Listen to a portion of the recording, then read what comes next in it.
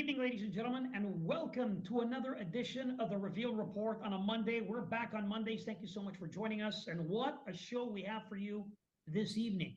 If you're new and you're joining us, thank you. What do we discuss here? The paranormal, the occult, the esoteric. Of course, the main objective here is to warn you about the dangers of the occult, of dark magic. Speaking of which, that is the topic of tonight. Dark Magick Rituals performed by the Knights Templar. How did we get there? Well, as usual, I'm scrolling through my Instagram, I'm scrolling through videos, I'm doing searches about great topics, different things that we've done that we can discuss. And this gentleman, it came up, and he was doing an interview where he got into the Knights Templar. The knowledge that he shared was unbelievable. He's very well, obviously, read. He's done his research, educated. He's an author, and he's going to be joining us momentarily. His name is Tony McMahon. And for those that are watching and tuning in, keep in mind that this is a live show. And Tony is gracing us to come on board at 1 a.m. in the morning. He is in London. He is in the UK, and he stayed up for this.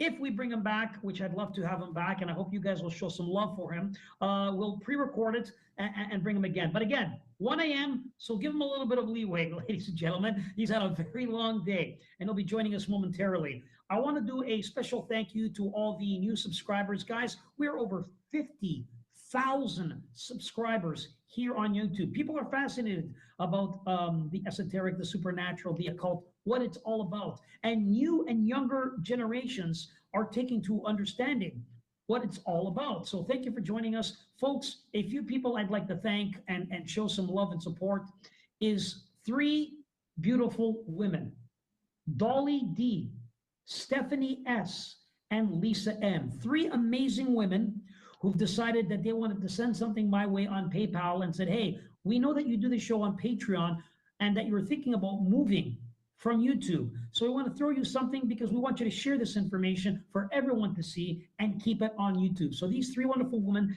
sent a little donation to PayPal and said, keep this on YouTube for all to see, share, and talk about. So again, please give them a thank you in the comments below.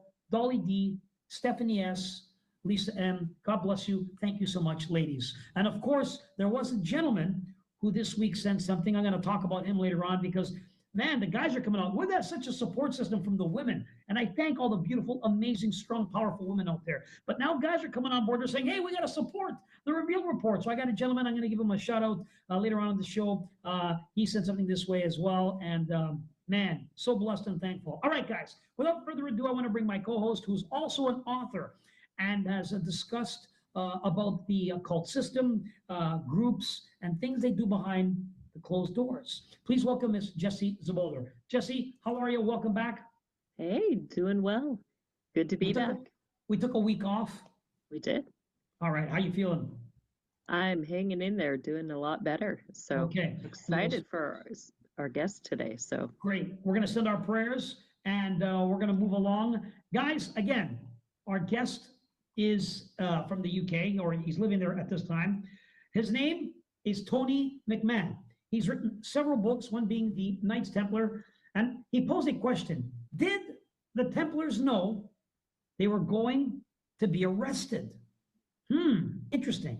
We're going to get into that and much more. Without further ado, ladies and gentlemen, please welcome our host, Mr. Tony McMahon. Tony, welcome to the show. Hi, hello, welcome from London.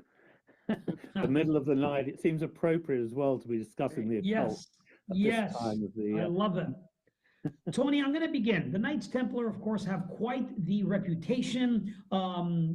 They've done a lot, and there is a modern interpretation of who they are. They don't always get into the darker stuff, but there's a interpretation that you see on many TV shows, many history channels. Everyone always has a special about the Knights Templar. Let me play a quick snippet of a recent show about the Templars, and then we'll get into it. I want to get both your feedbacks, and we'll begin to break it down. Crank up your volumes. Take a look at this. The Knights Templar, a holy order, God's personal militia.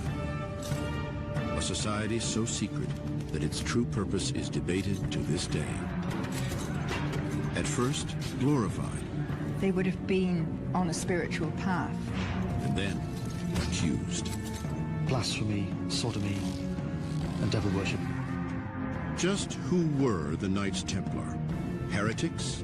A brotherhood of treasure hunters? Or, as books like the Da Vinci Code suggest, the keepers of sacred knowledge? The Knights themselves left many clues, passed down from generation to generation, hidden in ancient manuscripts and scratched into the stone walls of their prisons. Secrets waiting to be deciphered by those adept enough to crack the Templar Code. And there was a lot packed into that quick clip. Da Vinci Code, codes written on walls, and so much more. Let me begin first with Jessie. Jessie, thoughts on what you saw and comments? Yeah, I think that really summed it up well. You know, they're a group of secret organization, I would call it, you know, where they're going to be very multifaceted. And I think all of those things that it said are what they are. You know, you're going to have different knights who are involved in different things, keeping different secrets and keeping track of all of that stuff. So. Excellent. Tony, I'll now hand over the microphone to you. Maybe dissect that clip a little bit, and then we begin to get into it. I mean, I think the thing that's crazy about the Templars, you've got to remember, for 200 years, everybody was told these are the shock troops for Christ. You know, they're the front line fighting for Christ, fighting for Jesus Christ in the Holy Land, and by the way, in what's now Spain and Portugal, they were fighting there as well against the Saracens, the Muslim enemy. And then suddenly, that everybody's told, actually, you thought they were fighting for Christ. In fact, they're diabolists, they're Satanists, they're worshipping the head of Baphomet, some demon, they're spitting on the crucifix, they're engaging in these weird rituals behind closed doors. So everything was turned upside down, and they went from being the heroes of the Crusades to being a demonic force that had to be wiped out. And that's, I think, what really intrigued us about the Templars. Why did they go from being the good guys to the bad guys practically overnight? And we're still trying to really resolve that mystery today. Very well said. All right. They had a trial. Let's begin with one of the questions you posed. They had a trial, and the trial kind of like exposed them for what they are. I'm sure there was torture involved in it. And the arrest of the Knights Templar happened on October 13th, 1307, I believe. Is that the correct date? Yep, that is definitely the correct. So there were arrest warrants that were kind of drafted in secret a month before, and then they were served in a kind of, a dawn raid, if you want, on the Templar commanderies across France. It was in France, first of all, and they were rounded up in their hundreds, their thousands, and taken to prisons and interrogated and then put on trial. And those trials, by the way, went on for years. I mean, for 5 years, 1307 to 1312. And then 2 years later, the last Grand Master of the Knights Templar was burned at the stake in front of Notre Dame Cathedral. Oh, this is a lot. Like you've shared more in 1 minute with us than we've got in such a long period. I just want to ask you again to correct me if I was hearing you correct. Did you say hundreds of thousands or thousands? No, thousands. It would have been thousands. Thousands. Thousands. Yeah. I mean, so the population was obviously much, but in terms of relative to the population today, it probably would have been a couple of 100,000 people. But obviously, the population was much smaller back then. But it's thousands of people, and it shocked the whole of Christendom. This sent shockwaves. People said, "God, this can't be true." The Knights Templar have always been these guys with the red cross on their chest, fighting for Christ, in battles. But there've always been people saying, especially in the church, saying all is not as it seems with these guys. In fact, very early on, there were monks. There was one monk called Isaac of Stella who said, "These guys have nothing to do with Christ." When did Christ ever say, pick up a sword and kill people? Yeah. So, they were accused of all sorts in their trials. As I said, they were accused of worshipping a demonic head called Baphomet. Yes. This head apparently spoke to them. It gave them orders. These are things that were said in the trials, that they then ritually spat and trod on the crucifix, and that they kissed each other inappropriately. It was even said on the base of the spine, make of that what you will. And all of this went on behind closed doors. And of course, there were Templars who then confessed. Torture was used in France, not in other countries, by the way, but in France. And sometimes they'd retract their confessions and then they'd confess again. And so the whole thing went on for years. But eventually, about 100 Templars were burned at the stake. And Jacques de Molay was led out, and he was the final one. And the order was crushed completely, totally and utterly crushed. Now, I want to add to what you said and get your comments, and Jesse, yours as well, because this is a very interesting thing. The first thing is you mentioned the last master was de Molay. Is that correct? Jacques de Molay, yeah. De Molay. Okay. I'm not quite sure if the people watching are aware, but there is a secret group or a secret society catered to a younger generation called the de Molay group, or the de Molay Society. And in fact, one of its most famous members was Walt Disney. That's right. He attended this. He was part of it. It's a somewhat of a maybe training to start people, preparing them, whether they're to become Freemasons or so forth. Talk to us first about that, please. And you know, well, what's interesting is there are different people who call themselves Knights Templar. So I was in Rome the other day in Italy, and I met a group of Templars who are Roman Catholic Templars, and they've actually been involved in guarding the holy doors on a couple of the basilicas in Rome, because it's a holy year at the moment. You know, it's a Jubilee year, they call it in Rome, and thousands of Catholics have gone to Rome to get to have their sins absolved. And the Templars who call themselves Roman Catholic Templars have been guarding the doors of two of the basilicas, and apparently some of them also provided security to Vice President J.D. Vance when he visited. Really? To see Pope Francis. That's what they told me anyway, and they've got some photographs which seem to suggest that might be the truth. But then, get this, you've also got Templars today who are Freemasons, and the Catholic Templars and the Masonic Templars do not like each other, and they say, no, you're not real Templars, we're the real Templars. And then on top of that, you've got what are called Neo-Templars, who say they're the real Templars, and the other two are lying. So you've got all these people claiming to be Templars today, and all pointing fingers and saying the others are lying, and they are not truly Templars. Now, it's interesting that you're saying that about these groups. So some feel that they're more powerful than the other. All right, that they're special.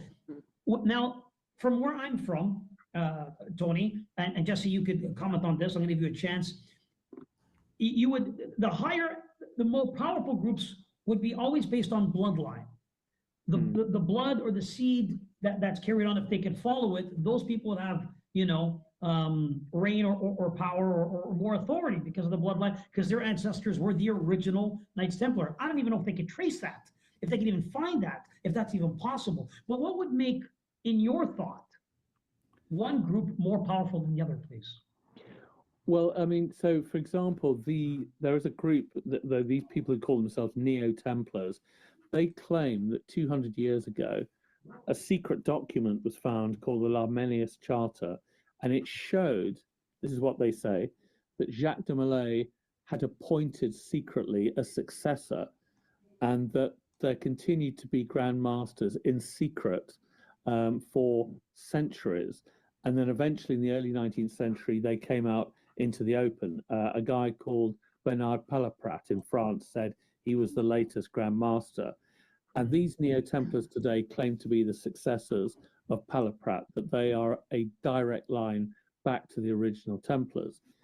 There's other people who say, as you may know, popularized by Dan Brown, of course, that the Templars were set up by a secret organization to protect the bloodline of Christ.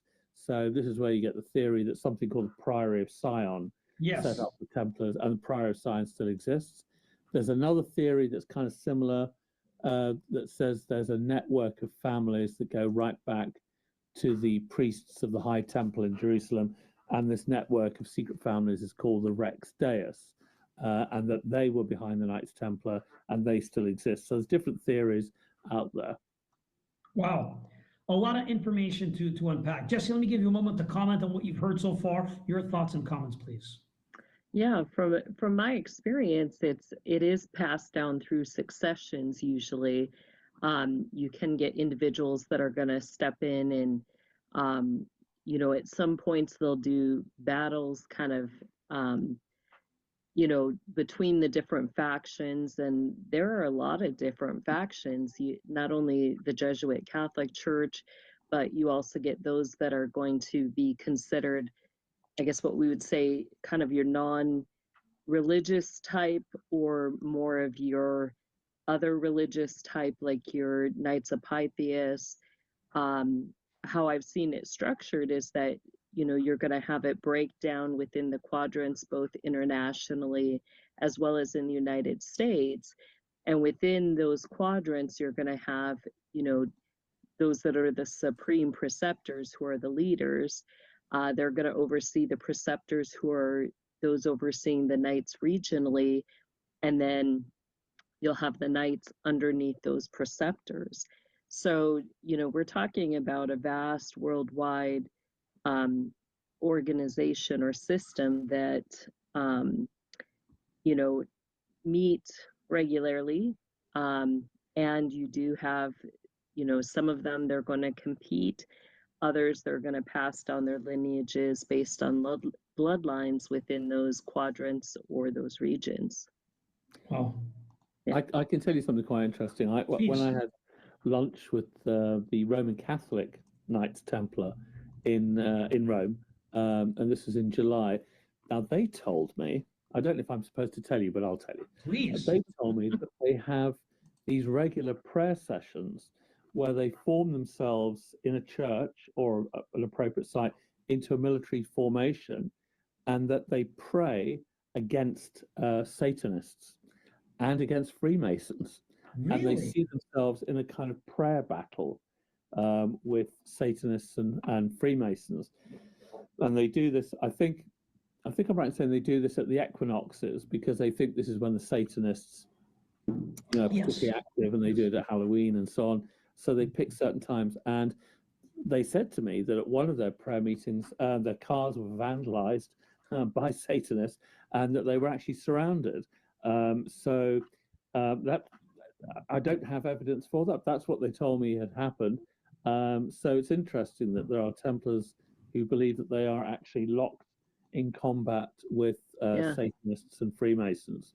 Which, if this is to be true, then hats off to them, because that's a wonderful thing if they're working together in prayer. Do you know the chapter or can you not share what chapter that was? That's in battle. So this is, if you look up Templars today, or just Roman Catholic Templars, you'll find these guys. They have chapters in the United States and in Italy. Actually, I think that's their two strongest, and then in other countries as well. Numerically, they're far weaker than the Masonic Templars, who they don't regard as being true Templars.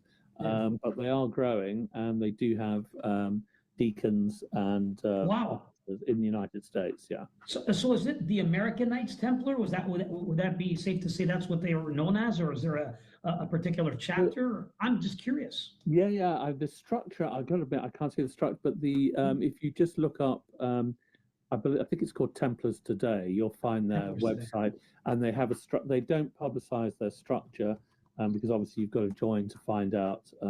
They did try to recruit. I didn't join over lunch, but yeah. But yeah. Interesting. I wanted to touch back again on De Molay, because that was the main guy who they captured and I believe killed. And this is just something I pulled up. Take a look. Of course, this is one of their promotions. Yeah. De Molay, an organization for young men ages 12 to 21. So they begin to teach you the formats and structure of a secret society, how you conduct secrets, keep secrets, and how you take orders. Because initially, there's always people above you. You take those orders and so forth. Here is something they use today to show you the type of people. When they were younger, belonged to de Molay. Neil Armstrong, Terry Bradshaw, Walt Disney, Mark Calloway, who's known as the Undertaker. Interesting. So some very big names that were part of the de Molay group, and which they use today to get a youth behind them. But again, like you said, there are chapters, different groups.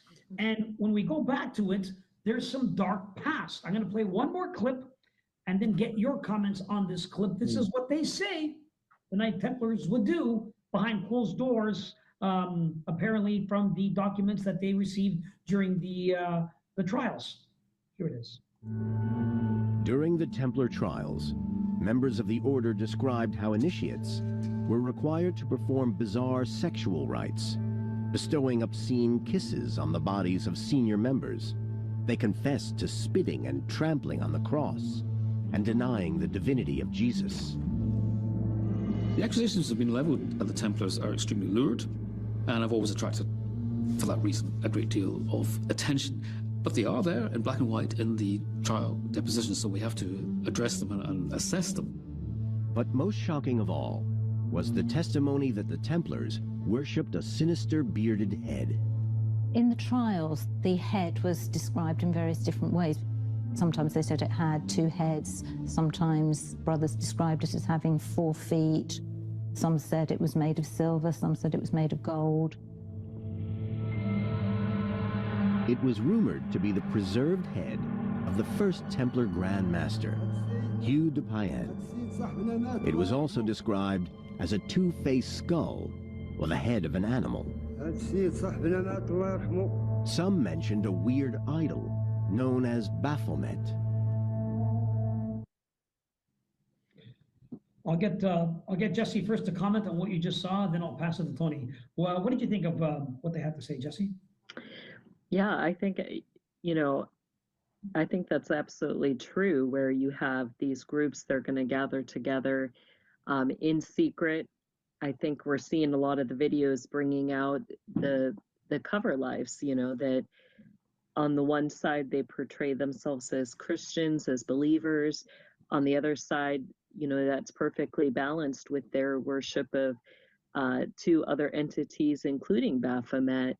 And some of the things that they're going to go through to be part of their circle groups, their secret groups, are going to include, their rituals to different entities. One of those being, the kissing of the back of the neck at the base of the spine there, which is a sign to them of death, of the gravedigger's spade. That's in Manly P. Hall's book, Initiates of the Flame. So they take that contract with death and enter into that contract. That's part of their brotherhood vows, where, they have to keep the code of silence and they have to keep the code of brotherhood, which means that, you love your brother as yourself, and it is your duty to cover your brother's sin. So that's all part of their ritual vows that they take to one another in those groups. Thank you so much. Tony, your thoughts and comments on this video and what Jesse had to say, please.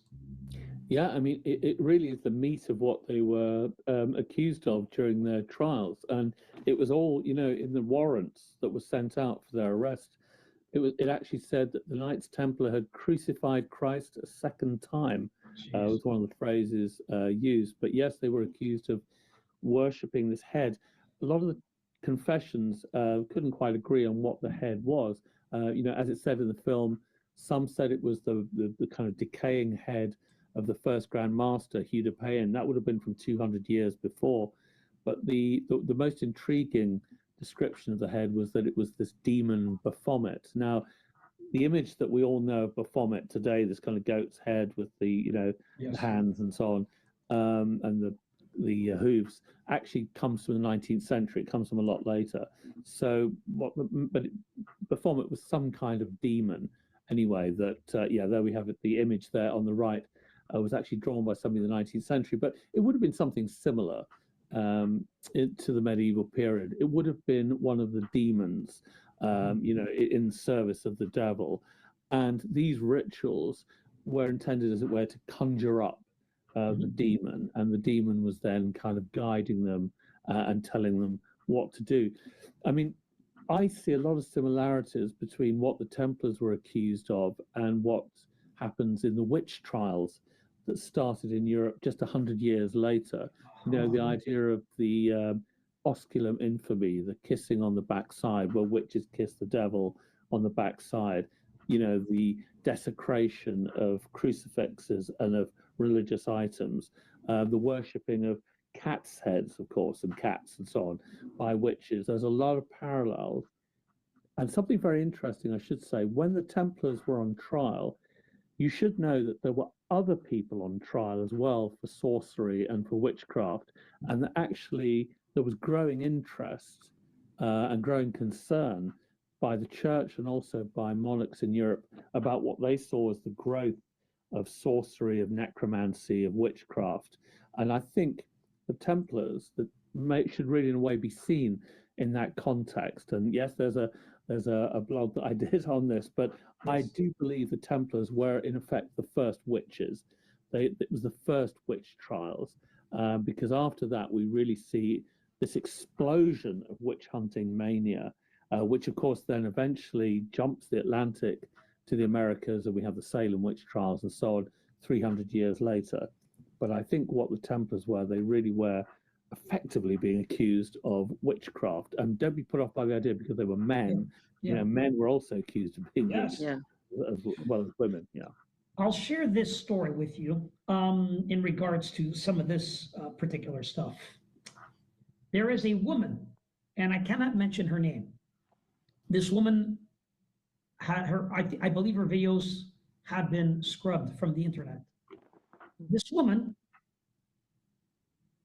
was dabbling at first in research with Ouija board, and was able to come across a particular design. The information was given to her through Ouija board, through a spirit, through the conjuring, that she created this special design of a Ouija board that I've not seen yet.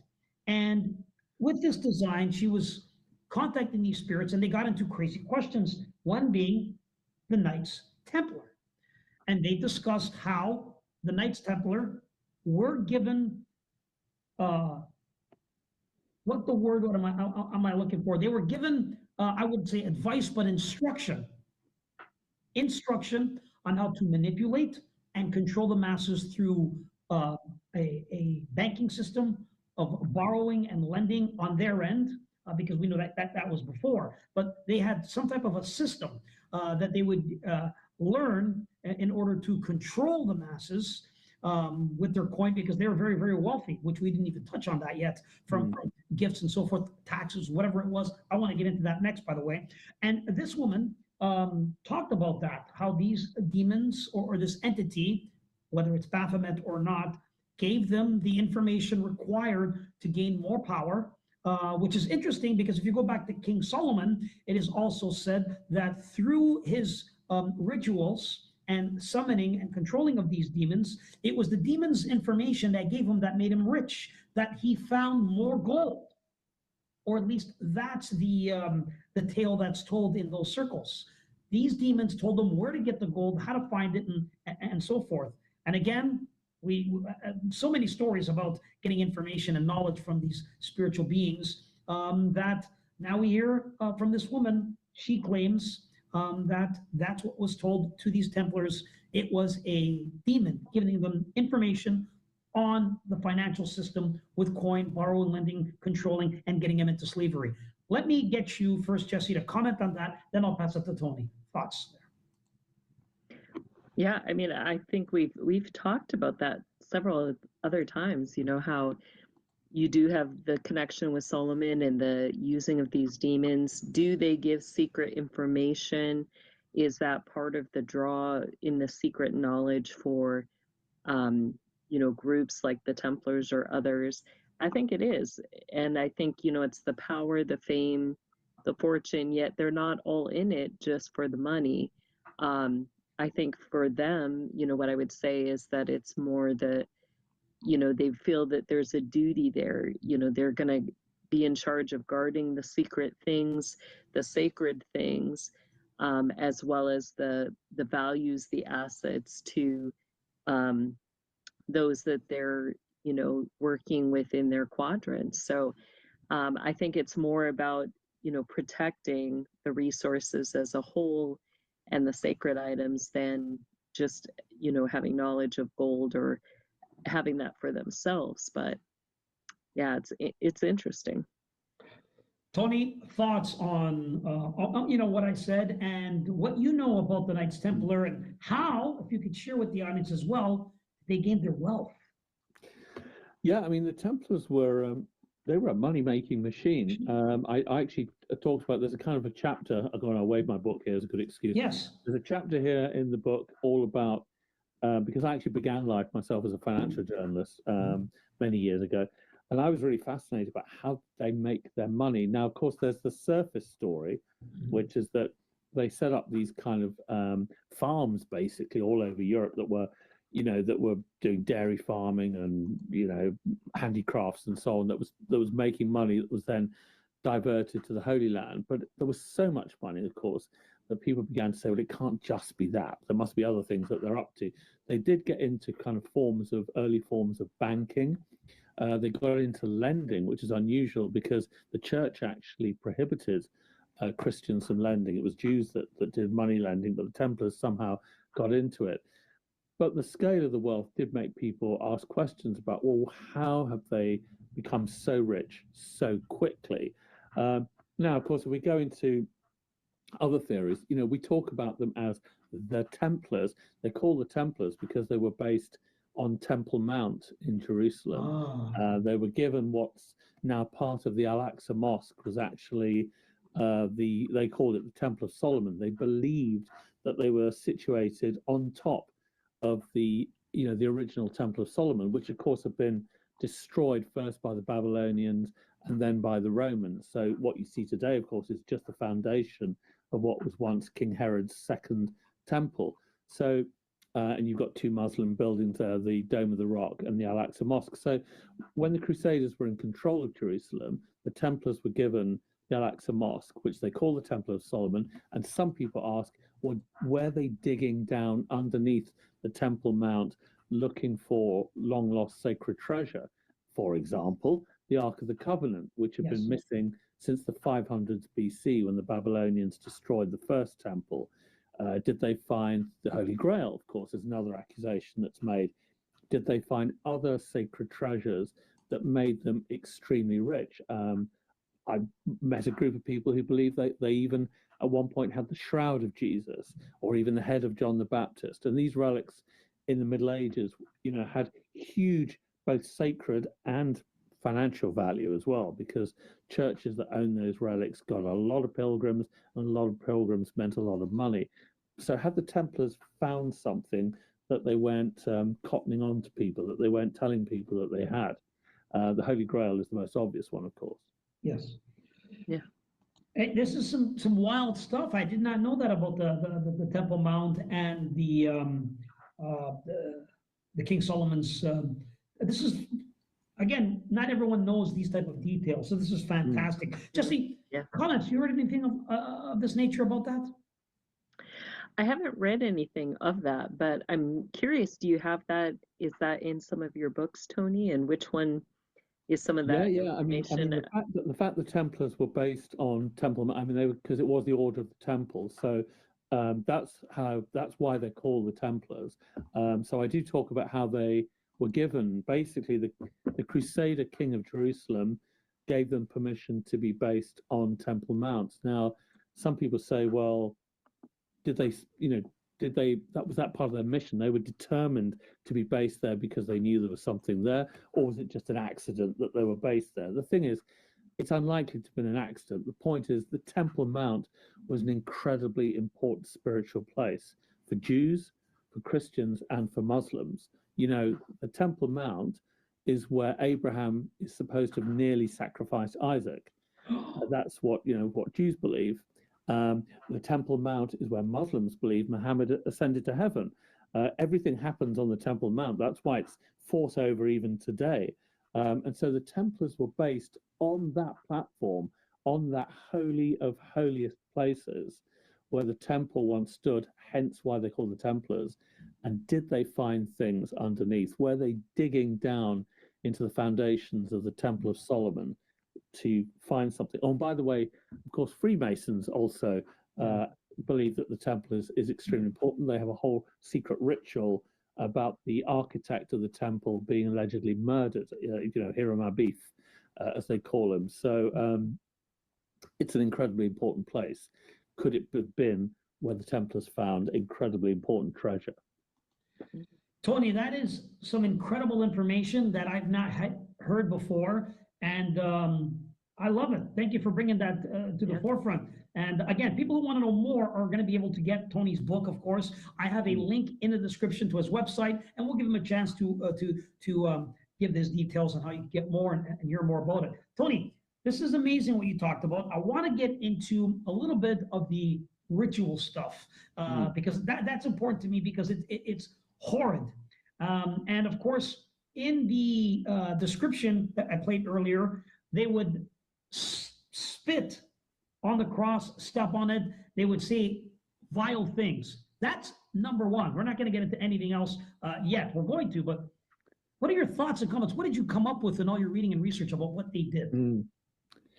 Well, one of the excuses that was used at the time is they said, oh, well, we're spitting on the crucifix because this might happen if our Templar Knights are captured. The Muslim enemy might spit on the crucifix, and so we've got to. So nobody really bought that argument. So the spitting on the crucifix was something that people 700-800 years ago would have regarded as appalling. I mean, this is a terrible, terrible thing to do. Remember as well, people who rejected the church, in the 1300s. You were arrested by the Inquisition, and if you didn't recant, you were burned at the stake, and you were not buried, and you went to hell. This is really serious stuff to be accused of spitting on the crucifix, to be accused of desecrating, the religious symbols of the church, and the church punished you with death. That was the consequence of doing this. There were a group of people during the Crusades in France called the Cathars, who were Christians who rejected the church and they rejected the sacraments. And the Pope actually launched a full-blown crusade against these Christians to wipe them out. And they were burned at the stake and everything. At the same time as they were fighting the Muslims in the East, they were fighting other Christians because they'd rejected the rights of the Roman Catholic Church. So what the Templars were doing, if they were spitting on the cross, this is something that was punished by death at the time. It was a heresy. It was rejecting Christ, and there was only one way that if you rejected Christ, there's only one way you were going, and that was straight to the stake to be burned. It was the worst thing you could do. The worst thing you could do. You were overturning the world. You were destroying the whole natural order, the balance of things, by doing something like that. Desecrating the cross or desecrating the Eucharist host, or other attacking statues or whatever. These were appalling things to do. Yeah. Jessie, thoughts on that, by the way? Yeah, I think it's part of their beliefs and the blasphemies that they go through. And, I would kind of put it into two categories. You're going to have the stepping on the cross, the spitting, the blasphemies. For them, it's, there's a mix. It's not just Christianity, it's not just Bible. Every symbol represents so many layered different things, and one of those things that the cross represents is going to be the Kabbalah tree, which in that imagery, who's in that place between on the cross, it's a man, and that man is standing on a woman's head, that woman is standing upon Leviathan, and what is above it, it's the ascension. So for them, there has to be a stepping on the flesh, which they're going to put Christ in the flesh, not as, the only God or the only name above every other name. It's their way of treading on that ground so that, God will give it to them, and they believe through that they can obtain their own godhood or ascension. So, it's very symbolic. It's both representing, their outright rejection of Jesus Christ as their Lord and Savior, but also representing that they're stepping into that place of ascending as their own God. It's very interesting as well. I noticed there, of course, in that image, you've got the pentagram, and it is interesting. You see the pentagram, the five-pointed star, then the bottom right of the corner. You actually see that in churches associated with the Templars. So in Tomar in Portugal, which still there's a church there where the Portuguese Grand Masters are buried. You see this window with the pentagram. Now, I think a lot of people see that and they go, well, what on earth is that doing in a church? Now, the excuse given for that, by the way, is that each point of that pentagram represents the 5 wounds of Christ, and it is a Christian symbol. That's what the Templars said in their defense. But you do see the pentagram popping up, and it does kind of unnerve people when they see that in Templar churches. Yeah, and that goes back again to the Kabbalah, because in their imagery of the tree of life, you have 2 parts. You have the tree of life above ground, and then you have the part that is the opposite, the mirror image below ground. The above ground is recognized by certain symbols. You'll have the stars, the moon, and then below ground, you'll have that pentagram representing really the Hippoth, or Hippoth, which is the tree of death. So wherever you see that pentagram, it tells you that they get into the dark Kabbalah magic, versus if you don't see it, that means they practice only the light side Kabbalah magic. And one thing on the Holy Grail, we assume that it's a cup, or if you've read Dan Brown, you might think it's a bloodline. But actually, another interpretation of the Holy Grail in the Middle Ages, which actually pops up in one of the King Arthur romances, is that the Holy Grail was actually a gem, possibly an emerald, that popped out of the crown of Lucifer when he was cast out of heaven by God, and it was called the lapis exilis. And that was what the Holy Grail was, which had enormous power, of course, because it had come from the crown of Lucifer himself. And of course, this led some people to say that the Templars were Luciferians. And in fact, some Nazis believed that the Templars were Luciferians and that they were fighting the church as agents of Lucifer. In fact, there was a Nazi called Otto Rahn, who was an archaeologist and a Nazi, who went on a kind of a Grail quest to find what he believed the Templars had, the Grail, and he went on this quest to find the Templar Grail. Went all over Europe and up to Iceland, didn't find it, and in the end was found mysteriously dead on an alpine mountainside. But yeah, I mean, it's interesting that the Grail may have actually been something that was owned by Lucifer, part of his crown. That's another incredible piece of information we've never heard on this show with all our guests, and you, and I thank you for that. That's, I mean, Tony, you're coming out and you're swinging home runs. I appreciate that. Don't stop now, please. We got about 15 minutes left. I want to get into 2 other things here before we sign off. Again, just to finish up on the rituals, and the rituals got darker. Of course, they would bow and kneel and kiss the hind of the master, and there was sodomy and some sexuality, and a few other things. I want to touch on that and see if you could, maybe touch a little bit more on that, because people are fascinated, because that has kind of come across into today's day and age in some cults we've heard of. That is now blended into some groups that actually still do some of those things. So if you don't mind, please, share with us what you've heard about that. Oh yeah, I mean, sodomy. By the way, sodomy was a kind of a big umbrella term that covered all kinds of non-reproductive sex. But be in no doubt that male-on-male intercourse was understood in the Middle Ages, and the Templars were being accused essentially of that. I mean, there's one description that one Templar knight gave, that he said he was brought into a room during his initiation ceremony, and the master was lying on a table entirely naked, and he was told then to go and cover the master's body with kisses, basically. And so this is actually said in the trial.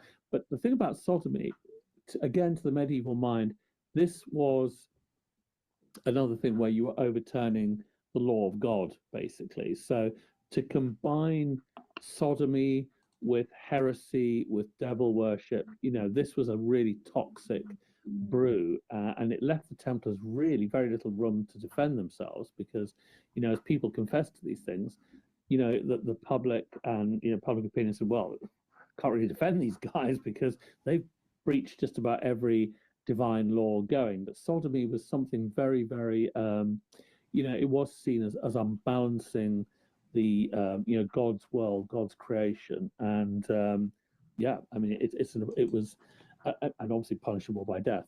Yeah. Again, it's unbelievable, these things that they've committed in these rituals of the sodomy.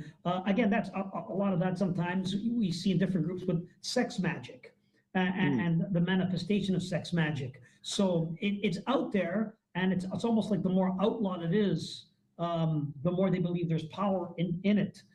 It's wild what lengths they'll go. Obviously, now there's rituals with sacrifice. Was there any documentation or anything whatsoever that came out about them making any type of a sacrifice to their ancient god or entity? There were stories. There was one knight actually who he tried to retract his confession, and the Inquisition showed that in an earlier confession he'd said that that women were actually recruited to the Templars and then raped and possibly murdered. There were accusations made a lot later that the Templars killed babies, burned them, ground them into dust, and drank them in some sort of potion. And that was made sometime after the Templars were crushed. But undoubtedly, people would have believed that in these initiation rituals, child sacrifice, for example, is a very ancient taboo. And if you were going to accuse the Templars of anything, then the sacrifice of children, was going to be up there. So certainly this idea that people would have disappeared into the commanders and were never seen again, is something that was raised in the trials. Wow. Jessie, would you like to touch on that? Yeah, I think I would say it's all encompassing, both the intense sexual sins are something that they're going to engage in monthly. That is, you can see that on the open scroll calendar, satanic holidays, where they have their regular grand high climax every month, and part of that is going to engage the sexual sex magic, and you'll see that they'll call it the satanic revels. And when you see demonic revels, that's not just sex with one another, that's going to include sex with the bestiality as well as sex with demons. So in that, why do they do it? It's all about the access into other dimensions. They can't enter through Thanksgiving, which is what Scripture tells us. So they're going to enter in the next closest frequency to Thanksgiving is going to be ecstasy. So that's part of why they engage in that. And you see the symbology. Manly P. Hall addresses that in the Initiates of the Flame. You see the star, the 5-pointed star, which to them represents that bond, that marriage of the Lamb, is what they're going to call it. And that's, it's part of their brotherhood vows to one another. It's part of their duty to love each other. And it's not about the lust. It's not about the homosexuality. It's about their vows of brotherhood, and, represent so much more to them. So, Dark. And I think, I was going to say, I think there was always a fear, again, because you got to remember, not everybody in Europe had still in the 1300s. Not everybody in Europe had been converted to Christianity. There were still pockets of paganism, and one of the things that the Christian Church had always feared with paganism was, as you were saying, the use of sexual magic, the use of sex rites, the idea of sex, allowing you to transition to another realm, behind the curtain, that you through sexual ecstasy, you would kind of achieve some kind of enlightenment. I mean, obviously, in some of the pagan temples, there were even kind of prostitutes, basically, who, who assisted in this kind of sex magic. And this is something Christianity never liked and prohibited, which is, why we don't have orgies in churches, but they did have them in pagan temples. Wow. Guys, finally, I want to touch on this because it's important, and that is their logo. If you look at it, it's not quite a cross. It's not really a cross where one side is bigger than the other, but it's on all their gear when they went to war. Some of it might be on their shields, it might be on their robes, it might be on their capes, on their hats. It's a crest, and we're seeing it more and more today. Believe it or not, today it seems to be coming up. It's everywhere. So I want to touch first on that and get your take. Jesse, your take on this type of cross and its meaning, and how it's being used today. It's everywhere. Yeah. So it's pretty extensive. Each of the different Knight Circle groups are known by their crosses. So you'll see different, like the ones we see for the main Templars, which are going to fall under kind of your progression, starting with, the Knights of St. John, the Knights of Malta. Theirs is going to be, kind of what I call that equal, you've got the equal straight line, vertically equal line horizontally. And for them, what that middle line of the cross represents, that's vertical, that represents the base Solomonic contract with entities, those entities being Abaddon, Ashtaroth, and Leviathan. The cross line represents a contract that they have with Ashtaroth. Now, if that cross line is up higher on that main line, that represents an additional contract with Samael. If it's down low, like your Satanic cross, it represents that they have an additional contract with Asmodai or Asmodeus. So they use the cross to represent their contracts in the spirit world with different entities. So you can know which, Knight groups they are. You can know the progression that they're going to follow in their degrees based on the crosses, and can know like what their connections are, both in the Brotherhood as well as in the sovereign military, by the crosses that they identify themselves with. Excellent. Tony, if you could touch on it and your thoughts on some of their crosses and what it means in the research that you've come across, please. Yeah, I mean, if you look in the bottom right-hand corner where it says Christ, that is in Portugal, the Templars were turned into, they didn't crush the Templars, they kind of turned them into another organization called the Order of Christ. And interestingly, they changed the cross. And if you can see there, they kind of hollowed it out. So that's in the bottom right-hand corner. The Order of Christ is basically the Templars in disguise. Now, what the significance of that is, I've got a bit, that's a weakness of mine on symbology, but I don't know why they did that, but it's a mixture of two types of cross, the quapate and another type of cross. But I mean, you're right that it's not really a crucifix, sometimes called a Greek cross, but the bars, of course, are of equal length, but it's not, as you say, strictly speaking, a crucifix. So what does it mean?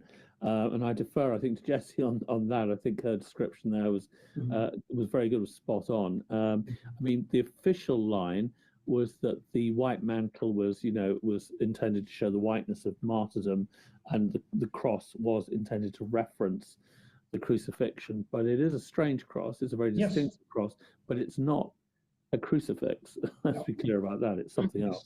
Correct. Yeah. Again, there's so much to the Knights Templar. We could do a show here for a couple hours, but we're not going to. Following this tonight, we're going to be doing an after show, a Q&A on my Patreon, where you'll be able to come on and ask a few questions. Jess will be there, myself, and it's up to Tony if he'd like to join, and if not, the invitation is there for him to return next month and talk a little bit more whenever he's ready. But we are going to be doing an after show following this on Patreon. You could join in, and the link is in my description. Click on it, become a member of Patreon, and be a part of this roundtable Q&A. Coming up next. On that note, I want to thank you both for being here. It's been an incredible show, very informative. Tony, you brought some great information. And Jesse, you talked about things you've never, ever discussed on this show. So we thank you for that. Jesse, first and foremost, how can people follow and support your ministry? Yeah, you can follow and support me on kingdomlivingwithjessie.com, and you can get access to my courses, my books, and my series about the Sovereign Military Order on that website as well. Excellent. Tony, how can people support you and purchase your book? Well, I beg you all, as I'm an author, what do authors do? They want you to buy their book, but this is the first in the 3 books that basically I'm bringing out. The second one, which I think you guys are going to love, it's called Downfall of the Templars. It will be out in November, and that's called Downfall of the Templars, Guilty of Diabolic Magic, ? And that's going to be all about a lot of what we discussed in the trial and whether or not it was related to witchcraft. And then the third book, which will be out at the end of next year, is called The Knights Templar and Freemasonry. Guess what that's about? It's about the Knights Templar and Freemason claims that they are the the descendants of the Templars. And I look at that claim in some detail. Very interesting stories there, whether you agree with it or not.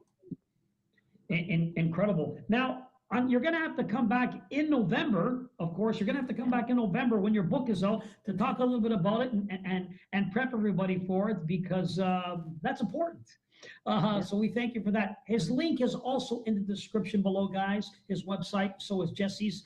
On my end, guys, listen, I got to thank you all for watching. It's incredible. And a few people I got to do a shout out for, because, man, it's amazing. It's amazing what's going on here, guys. So Vincent C. this week reached out to me. He loves our content. His name is Vincent, and a few times he really wanted to show us support. So Vincent sent something special, a little gift on PayPal, and said, I love what you do.